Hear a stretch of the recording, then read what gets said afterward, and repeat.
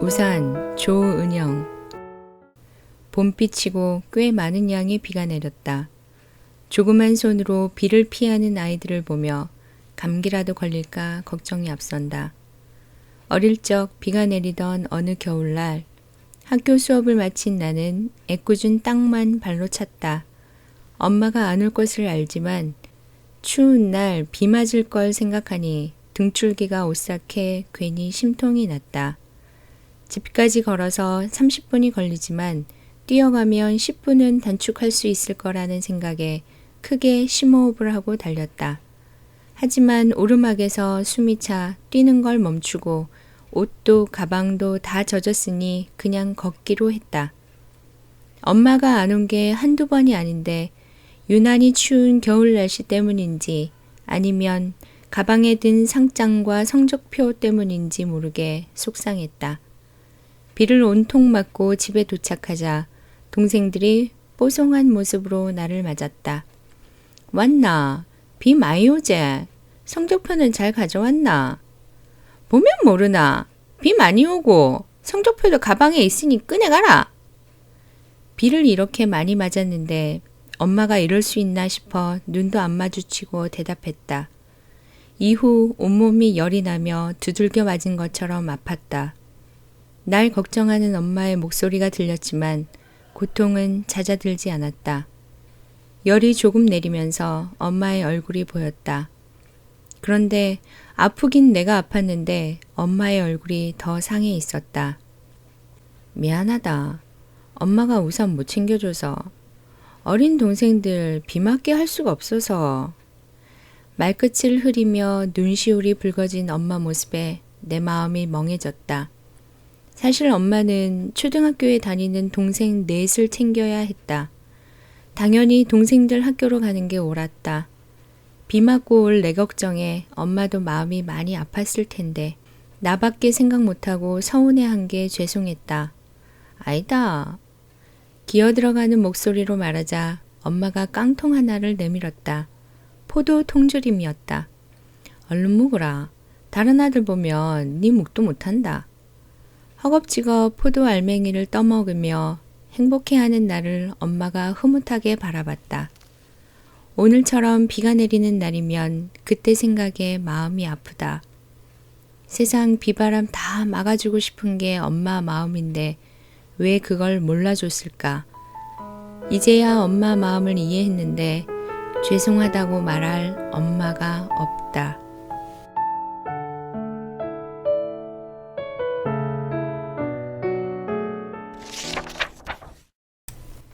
너무 큰 빈자리. 박소영. 엄마! 놀라 소리를 지르고 말았다. 엄마가 큰아이에게 상한 우유를 먹이고 있었기 때문이다. 둘째를 낳고 산후조리원에 가려 했는데 엄마가 굳이 돈을 쓸 필요가 있겠냐며 내가 해주마 해서 집에서 몸조리 하던 차였다. 엄마, 우유가 상했잖아요. 왜 그러세요? 하루 종일 내 미역국 끓여주고 작은 아이 기저귀 빨래하고 큰아이 보살피느라 바쁘고 힘들다는 걸 알면서도 아이가 잘못되면 어쩌나 걱정되어 짜증을 내고 말았다. 그런데 엄마의 행동이 좀 이상했다. 여름이라 우유병의 우유는 몇 시간만 지나도 응고가 되어 육안으로도 구분되기 때문이다. 다음 날 남편과 함께 병원에 모시고 가니 치매란다. 나는 엄마도 걱정이 되었지만 두 아이를 보살피며 모실 여력이 없었다. 하는 수 없이 아빠가 엄마를 살펴주고 언니가 회사에서 퇴근한 후에 보살펴드렸다. 가족들의 병 간호에 엄마가 점차 나아지는 듯 했지만 그 기간이 길어지니 나는 엄마의 병에 대해 점점 무감각해졌다. 어느 날 엄마가 전화해 아이들이 보고 싶다며 집에 들르라 했다. 그런데 난 그 말을 외면했다. 아이 어린이집에서 가족여행 숙제가 있었다. 딱 한 달간만 우리 아이들만 생각하기로 했기 때문이다. 엄마도 눈치챘는지 몇 번 전화하고는 멈추었다. 그런데 한 달이 안 되어 아빠에게 엄마가 이상하다는 연락을 받은 거다. 3일 동안 물 한 모금 못 넘기더니 오늘 떠날 것 같단다. 아빠의 말처럼 엄마는 그렇게 눈을 감으셨다. 엄마를 보내고 친정집 뒷정리를 하며 냉장고를 열었는데 검정 봉지로 꽉 차 있었다. 꺼내보니 해산물이었다. 다 드시고 가시지 왜 아꼈을까 하니 언니가 그런다. 그거 너 줄라고 싸놓은 거 아이가. 특히 걔는 손도 못 대게 했디. 순간 엄마에 대한 죄송함과 죄책감에 주저앉아 엉엉 소리내 울고 말았다. 정신이 온전치 못해도 맛있는 것을 보면 자식 먼저 생각하는 엄마. 애달픈 엄마의 삶에 그 큰 빈자리에 가슴이 무너진다.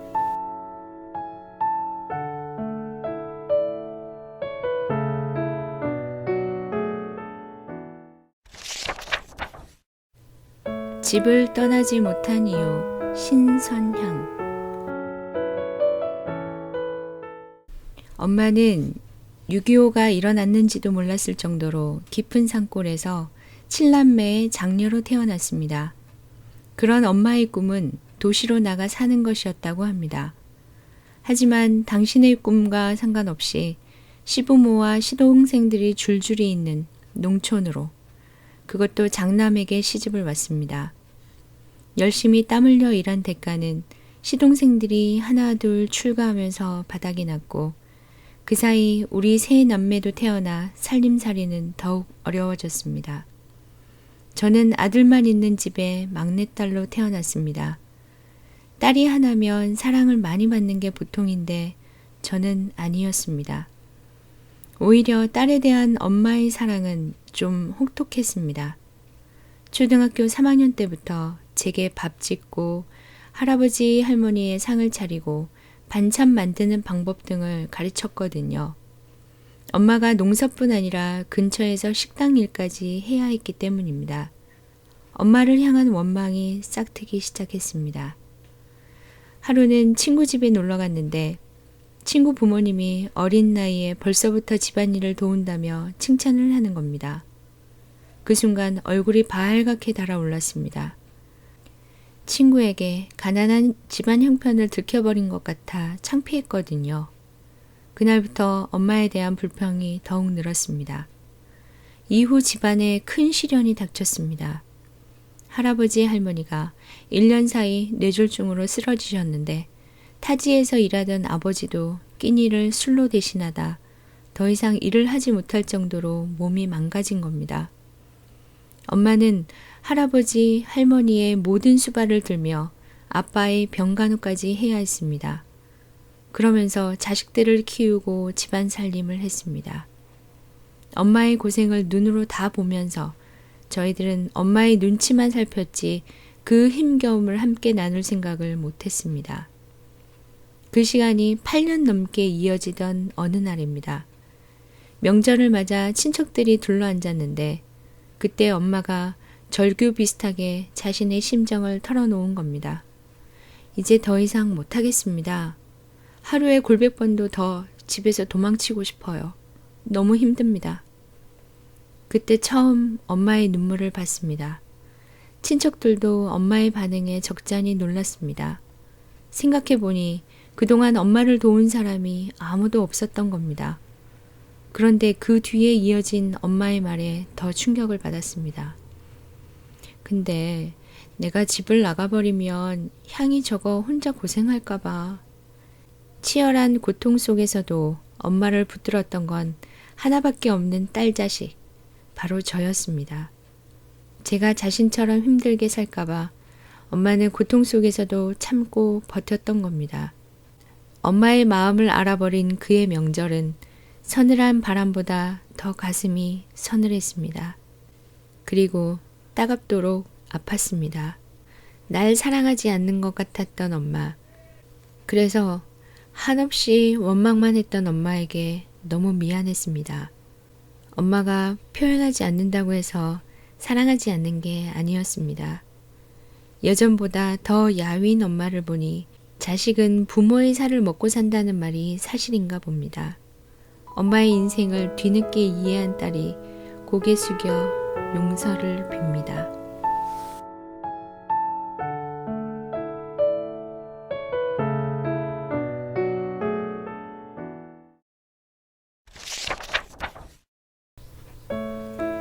엄마의 일생 윤미라. 친정엄마는 20살에 결혼해 저희 3남매를 낳았습니다. 가난한 살림을 이끌기 위해 공장 일을 했는데 작업량이 많은 날은 예정된 퇴근 시간보다 한참 늦게 집에 돌아왔습니다. 그때마다 손에는 빵과 우유가 하나씩 들려 있었습니다. 철없는 자녀들은 피곤한 엄마보다 그 빵과 우유를 반겼고 조금이라도 빵을 더 많이 먹기 위해 욕심을 부렸습니다. 크림빵을 가지고 온 날은 크림이 많은 쪽을 먹겠다며 서로 다투기도 했습니다. 커서야 그 빵이 엄마가 야근할 때 받는 간식임을 알았습니다. 자녀들 때문에 배고픔도 참고 그대로 집으로 가져오신 거지요. 초등학교 운동회 때가 생각납니다. 도시락을 싸가지고 엄마가 학교로 오기로 했습니다. 엄마는 약속대로 학교에 왔는데 이웃집 아주머니의 옷을 입고 있었습니다. 저희들에게는 깨끗하고 좋은 옷을 입혀주면서 정작 엄마는 외출복 한 벌도 가지고 있지 않았던 겁니다. 그런 엄마의 고생을 알기에 철없이 엄마에게 투정을 부릴 수도 갖고 싶은 것을 사달라 떼를 쓸 수도 없었습니다. 겨울의 추위와 여름의 더위 속에서 이 악물고 일해온 엄마 덕에 저희 3남매는 무사히 잘 자라났지요. 이젠 저희도 장성해 더 이상 걱정하지 않아도 되건만 웬일인지 엄마는 아직도 여유를 즐기지 못합니다. 어쩌면 여유 즐길 줄을 모르시는 건지 오늘도 엄마는 일을 나갑니다. 그게 엄마의 숙명인 것처럼 평생 자녀 위에 사는 게 엄마의 일생이라는 게 너무 가슴 아픕니다.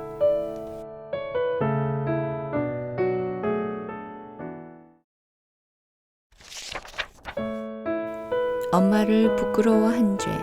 전재원. 어렸을 때부터 엄마와 붕어빵이라는 소리를 많이 들었다. 그런데 난 엄마 얼굴에 있는 주근깨 때문에 좀 창피했다. 원아, 엄마 여기 있어. 초등학생 때는 학교 시간에 맞춰 엄마들이 학교로 마중 나왔는데 엄마도 나를 기다리다가 발견하면 손을 번쩍 들고 흔들면서 아는 체를 했다. 그때마다 나는 엄마가 화장을 했는지부터 확인했다.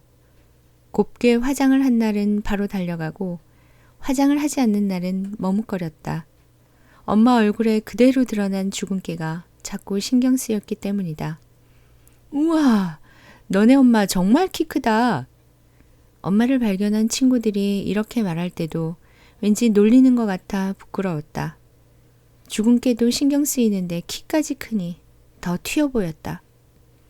그렇게 불평스러운 마음으로 집으로 돌아오면 항상 그 마음을 밖으로 표출했다. 엄마, 제발 화장 좀 하고 다녀. 그 말에 엄마가 얼마나 상처를 받았을까는 생각지 않았다. 다 자라서 생각하니 정말 철이 없어도 너무 없었다. 엄마는 내가 친구들과 잘 어울리게 하기 위해 바쁜 와중에도 언제나 친구들 간식까지 챙겨왔었다. 그렇게 모든 시간을 나를 위해서 사용했는데 난 엄마를 부끄러워만 했으니 엄마의 마음이 얼마나 아팠을까. 그런데 엄마는 잘난 것 하나 없는 못난 아들을 전혀 부끄러워하지 않는다. 오히려 애정이 가득하다. 어릴 때지만 엄마를 부끄러워한 내 자신이 더 부끄럽다. 세상에 엄마보다 더 자랑스러운 분이 어디에 또 있을까? 뒤늦은 후에. 김미영. 초등학교에 입학하기도 전 아빠가 불의의 사고로 돌아가셨습니다. 저를 업고 늘 애정의 말을 건넸던, 퇴근 후에 맛있는 간식을 사가지고 와 행복하게 했던 아빠가 이 세상에서 사라진 겁니다. 제게 남겨진 가족은 어린 남동생과 지병으로 사회생활을 할 수 없는 초라한 엄마뿐이었습니다. 말수도 적고 사람들과 잘 어울리지도 않는 엄마. 어린 제 눈에 엄마는 너무 무능해 보였습니다. 지긋지긋하게 따라붙는 가난도 다 엄마 탓 같았습니다. 큰애가 엄마를 안 닮아 참 다행이야. 당연히 기분 나빠야 할 이 말을 저도 수긍했습니다. 그리고 더 엄마와 닮아 보이지 않기 위해 악착같이 모든 일에 열심을 냈습니다. 그때 집안 형편은 도시락도 싸갈 수 없을 정도로 힘들었습니다. 그래서 남동생은 점심때 집에 와서 밥을 먹고 갔고 저는 그냥 학교 밖에서 시간을 보냈습니다. 처음으로 엄마에게 도시락을 싸달라고 한 날, 집을 나서기 전 괜한 기대감에 도시락을 열었습니다. 그 안에는 누런 보리밥과 냄새나는 김치가 담겨 있었습니다. 저는 말없이 도시락을 마당에 내팽개쳤습니다. 초라한 도시락이 제 모습마저 초라해 보이게 하는 것 같았습니다. 엄마의 병세는 갈수록 악화되어 약을 먹지 않고는 거동조차 힘들었고 갑자기 쓰러지는 일도 자주 일어났습니다. 그런 엄마에게 전 한마디 위로의 말도 건네지 않았습니다. 병든 엄마가 제 힘든 삶의 원인 같았거든요. 그러던 어느 날 점심을 먹으러 집에 갔다 온 남동생이 그러는 겁니다. 누나, 엄마가 나 밥도 안 주고 엎드려 잠만 자고 있어. 순간 무언가 잘못됐다는 걸 느꼈습니다. 그러나 애써 외면하며 제 할 일을 다 하고 집에 갔습니다. 제 예감은 현실이 되어 엄마가 싸늘한 주검으로 누워 있었습니다. 이 땅에서 아픈 것보다 하늘나라에서 편히 쉬는 게 나을 거야 라는 생각에 눈물도 흘리지 않았습니다. 엄마는 그 흔한 꽃가마도 타지 못하고 차가운 경운기에 실려 흰 꽃 몇 송이와 함께 이 세상을 떠났습니다. 그 기억은 가정을 꾸린 지금까지 조금도 흐려지지 않고 그대로입니다. 부인하고 싶어도 부인할 수 없는 제 모진 행동. 이물을 통해 엄마가 문학가를 꿈꿨으나 우리를 낳고 당신의 꿈을 포기했다는 걸 알게 됐습니다. 사실 엄마의 잘못은 아무것도 없었습니다. 내가 엄마가 되고 보니 남편을 잃고 아픈 몸으로 자녀를 양육했던 엄마의 삶이 얼마나 괴롭고 참담했을지 이해가 됩니다. 양갈래 머리 따아줬을 때 촌스럽다고 풀지 말걸. 도시락을 마당에 내팽개치지 말걸. 아픈데도 곁에 있어줘서 고맙다고 말할걸. 하교 후 엄마의 말동무가 되어줄걸. 어깨 한번 두드려줄걸. 엄마 힘들지? 하며 그 마음 이해해줄걸. 나중에 커서 호강시켜줄게 하고 약속할걸. 아빠 없이도 기죽지 않을 테니 걱정하지 마 하고 말할걸. 뒤늦은 후회가 밀려와 가슴을 칩니다. 그 여린 가슴에 꽂았던 비수가 더 날카로워져 제 가슴으로 들어옵니다. 엄마에게 죄송하다고 말하기조차 부끄러운 저는 죄인입니다.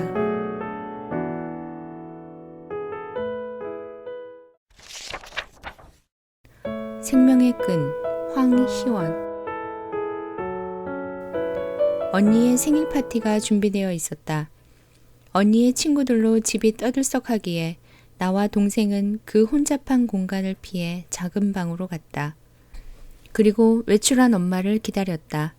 그런데 엄마가 돌아오기로 한 시간이 훨씬 지났는데도 오지 않는 거다. 기다림이 지쳐 아빠에게 전화를 걸었는데 아빠의 목소리가 너무도 낮고 떨렸다. 엄마가 사고가 났어. 조금 있다가 병원으로 와. 생일 파티는 시작도 하기 전에 끝이 났다. 언니 친구들은 각기 집으로 돌아갔고 우리 세 남매는 병원 갈 준비를 했다. 너무 놀라서인지 우리는 아무 대화도 나누지 않았다. 병원에 도착해 언니와 나만 중환자실로 갔다. 10살 동생은 엄마에게 갈 수 없다고 했다. 엄마를 보고 그 이유를 알았다. 그곳에는 우리가 알던 엄마가 없었기 때문이다. 근육과 혈관이 뒤엉킨 뭐라 형언할 수 없는 참담한 모습을 한 사람만 누워 있었다. 엄마는 바쁘신 아빠를 대신해 언니의 통학을 도우려 몰래 운전면허 학원을 다녔다고 한다. 그런데 그날 임시 대기실에 앉아있던 엄마를 한 트럭이 덮치면서 그 아래 깔렸다. 누구도 엄마의 생명을 장담하지 못할 정도로 큰 사고였다. 그런데 트럭 밑에서 계속 우리의 이름이 들려왔단다. 엄마는 크레인이 트럭을 들어 올리기까지 장장 7시간을 우리의 이름을 부르며 버텼다고 한다. 정신을 잃으면 생명을 보장할 수 없기에 우리의 이름을 부르고 또 부르며 정신을 붙들었던 것이다. 사실 아빠는 병원에 우리를 부르지 않으려 했단다. 온몸의 뼈가 부서진 극심한 고통 속에 몸부림치면서도 엄마가 계속 우리 이름을 불러 어쩔 수 없었다고. 그 고통에서 엄마를 버티게 한 건 우리였다. 언제나 철없고 받을 줄만 아는 응석바지 세 남매가 엄마에게 놓을 수 없는 생명의 끈이었던 거다. 이후 수술과 재수술 그리고 재활이 이어졌다. 아직도 엄마는 사고 후유증으로 하루도 편히 잠을 못 잔다. 몸에 고스란히 남은 흉터는 끔찍했던 그날을 고스란히 기억하게 한다. 그런데도 엄마는 우리만 보면 한박 웃음을 짓는다. 우리가 마치 고통을 먹게 하는 큰 효력을 가진 약이나 되는 듯. 사고가 나기 전으로 돌아간다면 철없이 굴며 엄마에게 바라기만 했던 지난날을 되돌리고 싶다. 엄마가 우리를 보며 버틴 것처럼 이젠 나도 엄마를 보며 힘든 일들을 버틸 것이다. 그리고 우리를 바라보며 산 엄마처럼 엄마를 바라보며 엄마를 위해 살아가련다.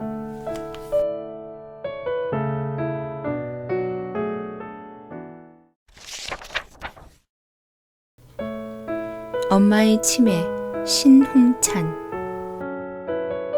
엄마 모시고 치매 검사 받으러 갈 건데 너 잠깐 올래? 고향에 있는 누나의 전화에 깜짝 놀랐다. 늘 건강한 모습으로 영원히 계실 것 같던 엄마가 치매 검사를 받는다니. 눈시울이 붉어지며 짧은 시간 동안 만감이 교차했다. 얼마 전 회사에서 일을 하고 있는데 엄마에게 전화가 왔었다. 엄마는 잘 지내느냐며 안부가 궁금해 전화했단다. 그런데 목소리가 좋지 않았다. 연락 한 번 안 하는 아들이 서운하신 모양이었다. 그때는 그냥 전화를 미리 드리지 못한 게 죄송하다는 생각뿐이었는데 지금 생각해보니 아들이 얼마나 보고 싶었으면 직장에서 일하는 시간인 줄 알면서도 전화를 해 섭섭함을 토로하셨을까 싶다. 아들을 마중 나온 엄마는 내가 알던 모습이 아니었다. 세월의 풍파를 그대로 맞은 낯설기만 한 백발의 할머니였다. 엄마는 보고 싶었다며 눈물을 쏟았다. 내 기억엔 집에 들른 지 얼마 안 된 것 같은데 자식을 기다리는 엄마의 시간은 내 시간과 다른 듯 했다. 누나와 함께 엄마를 병원에 모시고 가 검사를 받았다. 결과는 예상대로 치매 초기란다. 일찍 아버지와 사별하고 홀로 자식을 키우며 젊음을 다 바쳤건만 이제 엄마에게 남은 건 앙상한 겉모습과 얼마 되지 않는 자식들과의 추억뿐이다. 엄마가 날 알아볼 수 있는 시간이 얼마나 남았을까 생각하니 바쁘다는 핑계로 엄마에게 늘 소홀히 대했던 자신이 한없이 미워진다. 나만을 위해 이기적으로 살아온 삶도 후회된다. 엄마와 함께 할 수 있는 시간이 얼마나 될지 모르지만 이젠 엄마의 기억에 기쁜 일만 담기도록 노력해야겠다. 그게 불효자가 할 수 있는 작은 효가 되길 바란다.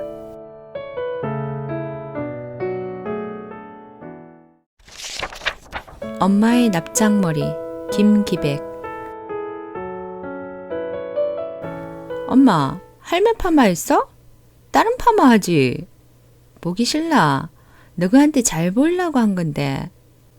엄마의 머리털은 숱도 없고 힘도 없는 데다 정수리에 딱 달라붙은 모양이다. 그런데 두피에 달라붙게 하는 할머니들이 주로 해 보통 할머니 파마로 불리는 걸 엄마가 하고 왔다. 엄마의 납작머리가 더 볼품없어 보였다. 분명 오랫동안 안 풀리는 머리를 해달라고 한 걸 거다. 엄마가 좀 젊어 보이려고 한 건데 보기 싫다니 서운타. 에고, 너도 늙어봐라. 내 마음 알기다. 갑자기 시작한 엄마의 넋두리는 1시간가량 이어졌다. 사실 엄마의 머리 모양이 납작머리 신세가 된 데는 다 이유가 있다. 아버지가 돌아가셨을 때 우리 세 형제는 다 초등학생이었다. 엄마는 우리를 먹여 살리기 위해 일을 해야 했는데 자식들을 모두 떼어놓을 수 없어 공장 일을 보따리에 싸서 머리에 이고 집으로 가져왔다. 그때의 엄마 모습이 지금도 눈에 선하다. 당신의 몸이 감당할 수 없을 정도로 무거운 짐을 인 엄마. 목은 자라처럼 앞을 향했고 뒤통수는 하늘과 수평이 되었다. 짐을 내리면 목이 벌겋게 달아올라 있었는데 아마도 짐이 무거워 피가 통하지 않았던 것 같다. 엄마가 짐을 내릴 때면 우리는 한바탕 웃음 소동이 일었다. 엄마의 머리 모양 때문이다. 납작한 딱지 같기도 했고 평평한 땅에 지진이 나서 헤집어 놓은 것 같기도 했다. 엄마, 너무 웃겨. 거울 좀 봐. 자녀들의 철없는 말에 엄마는 빗을 가져와 곱게 머리를 빗어내렸다. 하지만 이미 땀에 젖고 심하게 눌려 아무리 빗질을 해도 머리는 풍성하게 부풀지 않았다. 그만 웃고 공부해라. 엄마가 이래 일하는 건 다 너희들 가르치려는 거니까. 엄마는 당신 머리에 더 이상 신경 쓰지 않고 재봉틀에 앉아 일을 시작했다. 그렇게 엄마의 머리는 계속 납작머리에서 벗어나지 못했다. 남자라는 이유로 엄마 손 이끌어 미용실 한번 모셔가지 않은 아들이다. 그랬으면서도 엄마 머리 모양에 이처럼 간섭하는 건 왠지 엄마가 과거의 아픔에서 벗어나지 못하고 있는 것 같기 때문이다. 이젠 우리도 다 자랐는데 아직도 잘 풀리지 않는 할머니 파마를 고수하며 자신을 위해 멋낼 줄 모르는 엄마가 안타깝다. 엄마도 엄마이기 전에 한 여자인데 여자로서의 삶을 우리가 내려놓게 한 것만 같다. 이젠 엄마 머리 모양을 가지고 툴툴대기 전에 직접 미용실로 이끌어 풍성하고 볼륨이 살아나는 파마를 해드려야겠다. 엄마의 변신이 이상해 보이겠지만 이젠 엄마도 과거의 아픔에서 벗어날 때가 됐다.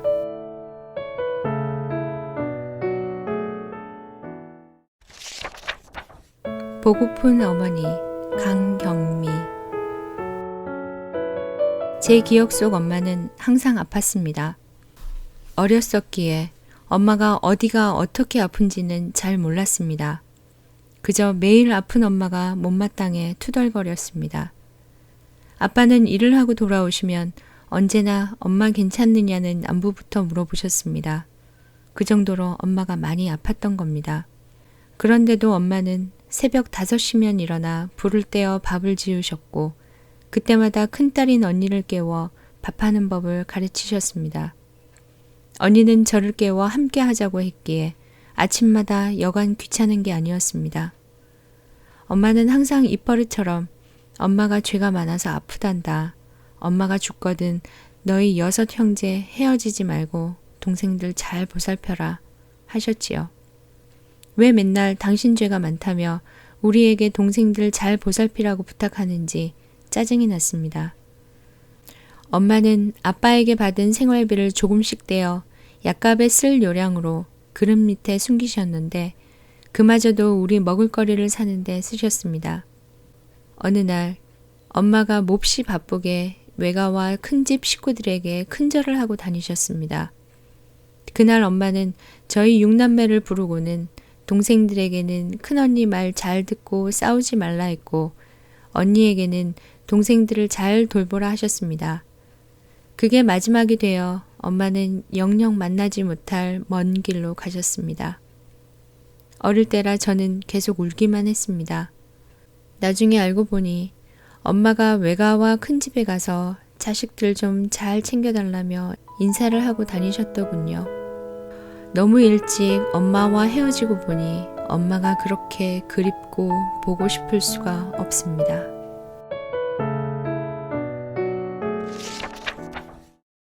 가을거지 정종옥. 무더운 8월의 여름날 밭에서 일하시던 엄마가 구급차에 실려 병원으로 갔다는 소식을 들었습니다. 저와 동생들은 갑작스런 비보에 병원으로 달려갔습니다. 병원에서는 뇌경색을 빨리 치료하지 않으면 생명에 지장이 있을 거라고 했습니다. 엄마는 얼굴에서부터 발까지 완전히 마비가 되었고 눈동자도 초점을 잃었습니다. 온전한 건 엄마의 기억력뿐이었습니다.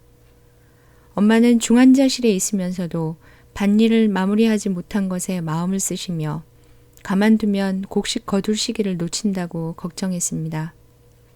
저희 삼남매는 엄마의 근심을 좀 덜어주기 위해 각자 역할 분담을 했습니다. 제부와 올케까지 합심해 한 명만 병원에서 엄마를 돌보고 나머지 가족들은 밭일에 매달리기로 했습니다. 모두들 힘들다는 불평 한마디를 하지 않았습니다. 그런 모습에 엄마는 고맙다면서도 자식들이 고생스러울까봐 또 걱정했습니다. 이후 여동생과 저는 엄마 곁에서 24시간 함께 했습니다. 의사와 간호사가 보기 좋다며 칭찬이라도 하면 엄마는 딸들이 와서 이렇게 계속 병간호를 해주고 있다며 은근히 자랑을 하곤 했습니다. 저희는 기껏 한 달가량을 엄마 곁에서 도운 것 뿐인데 45년 넘게 자식들을 위해 산 당신의 삶은 아무것도 아닌 것처럼 여기고 저희의 수고만 칭찬하며 행복해했습니다. 그렇게 우리 곁에 있던 엄마가 서울로 병원을 옮기고 얼마 안 돼 조용히 눈을 감았습니다. 잠든 듯이 편안히요. 엄마를 하늘로 보내드린 후 저희 삼남매는 다시 시골로 내려갔습니다. 엄마가 걱정하던 가을거지를 하기 위해서입니다. 2달간이나 이어진 가을거지. 그제야 저희는 알았습니다. 그동안 엄마가 해온 일이 장정 몇이 해도 힘든 것이었음을요. 저희는 엄마의 희생이 얼마나 컸는지 고스란히 느꼈습니다. 그러면서도 서로를 위로하며 더욱 돈독한 우애를 나누기를 약속했습니다. 그게 엄마가 바라는 가장 큰 소망일 테니까요.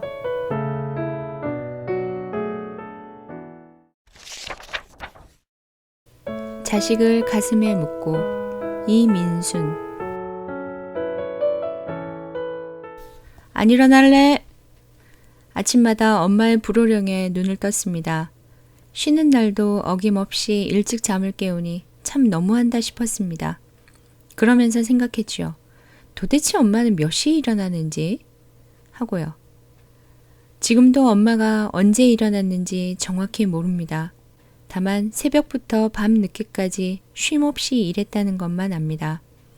그렇게 바삐 손을 놀리니 몸 성할 데가 없었습니다. 어깨도 아프고 어느 때는 팔도 손목뼈도 부러졌었습니다.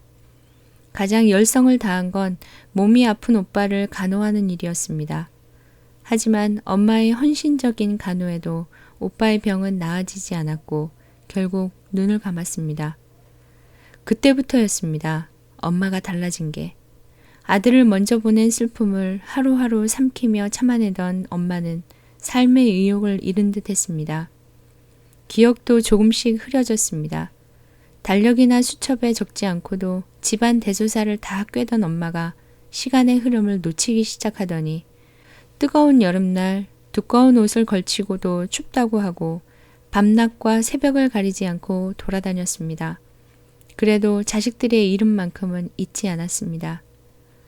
자식의 죽음이 엄마에겐 모든 것을 잊을 정도로 힘들었던 겁니다. 처음에는 남은 자식들도 있는데 왜 그렇게 힘들어하는지 다 이해하지 못했습니다. 그런데 제 아이가 아파 생사를 오가는 일을 겪고는 알았습니다. 엄마에게 자녀는 자신보다 더 중요한 존재라는 것을요. 엄마의 병세가 날로 심해져 결국 요양병원에 모셨습니다. 그동안 엄마의 마음을 제대로 알아주지 못한 게 죄송해서 매일 병원으로 달려가 엄마를 만났습니다. 그런 시간이 지속되던 어느 날 병원으로부터 엄마가 위독하다는 연락을 받았습니다. 급히 찾아갔지만 엄마의 몸은 이미 싸늘해져 가고 있었습니다. 엄마, 딸 왔어요. 제가 엄마를 붙들고 말하자 엄마가 마지막 혼신의 힘을 다해 눈을 떴습니다. 그리고 저를 확인하고는 눈물을 흘렸습니다. 저는 엄마의 눈물 속에 담긴 마음을 알 것 같았습니다. 남은 자식에 대한 미안함이겠지요. 평생 자식들을 위해 살고도 자식의 생명을 구하지 못한 걸 자책하며 괴로워했던 엄마. 가슴에 묻은 자식이 어떻게 잊혀지겠습니까? 이제는 엄마가 하늘나라에서 자식 걱정 없이 편히 쉬었으면 좋겠습니다.